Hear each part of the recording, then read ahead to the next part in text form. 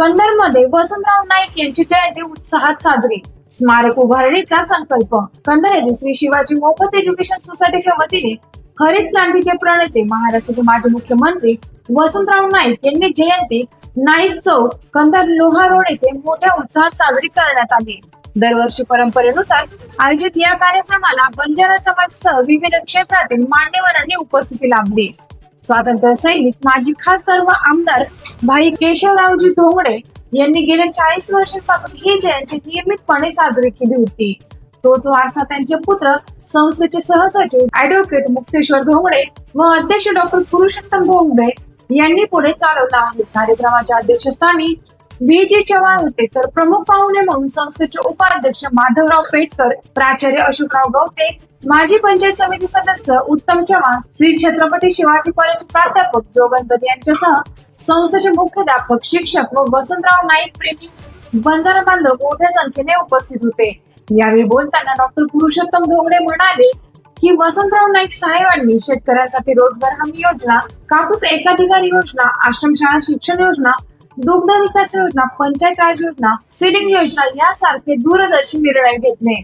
राज्यात 4 कृषी विद्यापीठे स्थापन करून त्यांनी खऱ्या अर्थाने हरित क्रांती घडवून आणली. त्यांच्या या अतुलनीय कार्याला उचित सन्मान देण्यासाठी कंधार लोह रोडवरील वसंतराव नाईक चौकात त्यांचे भव्य स्मारक उभारण्याचा निश्चय करण्यात आल्याचे त्यांनी जाहीर केले. या घोषणेनेच उपस्थितांनी उत्स्फूर्त स्वागत केले. टाइम्स ऑफ महाराष्ट्रासाठी नांदेड जिल्हा प्रतिनिधी उत्तम चव्हाण यांचा रिपोर्ट. सर्वप्रथम महाराष्ट्राच्या जनतेला कृषी दिनाच्या खूप खूप मी सदिच्छा देतो आणि कृषी कोहिनूर वसंतरावजी नाईक साहेब यांच्या चरणी या ठिकाणी नतमस्तक होतो. त्यांच्या चरणी जय महाराष्ट्र जय क्रांती या ठिकाणी करतो.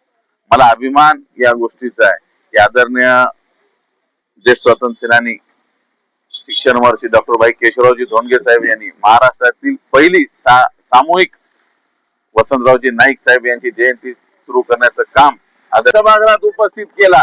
त्या प्रश्नाला उत्तर देत असताना उत्तर नुसतं न देता वसंतरावजी नाईक सन्मानी यांनी त्या ठिकाणी जे काम आम्ही करायला पाहिजे केशवराव ते तुम्ही करताय, तुमचे सर्व प्रश्न जे आहेत, तुमच्या सगळ्या मागण्या जे आहेत ते आम्ही मान्य करू आणि महाराष्ट्राच्या इतिहासामध्ये एकाच दिवशी 53 प्राथमिक शाळा मंजूर करण्याचं काम वसंतरावजी नाईक साहेबांनी सभागृहात केलं.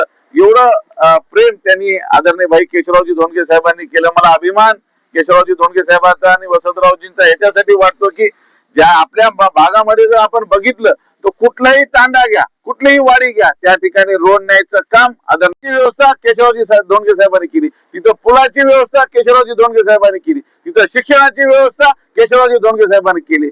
एवढी गोष्ट ही साधी गोष्ट नाही. आपण ज्या पद्धतीनं त्या काळात त्यांनी केलं आणि हे करत असताना हे सगळ्या गोष्टीला निधी लागतो. निधी म्हणून जे बोंबलं तिकडं चाललेत त्या या सगळ्या गोष्टीला निधी लागतो.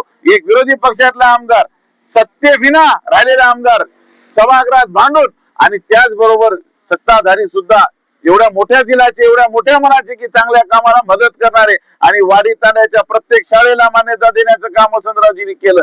तंड्यावरच्या पाणी पुरवठा योजनेला मदत करण्याचं काम त्यांनी केलं आणि खऱ्या अर्थानं त्यांना शेतकऱ्याबद्दलचा जो लढा होता वसंतरावजी नाईक साहेबांना आणि त्यामुळं त्यांनी त्याच्यामध्ये हरित क्रांतीचे प्रणेते बी म्हणता येईल. त्यांनी ज्या पद्धतीनं काम केलं त्यांचं काम आपण कधी विसरू शकणार नाही.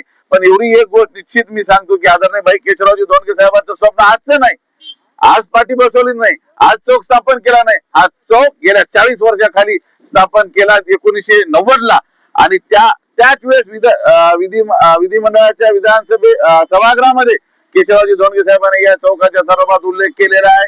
इथं स्मारक भरायच्या संदर्भात शासनाच्या वतीनं स्मारक करा ही भूमिका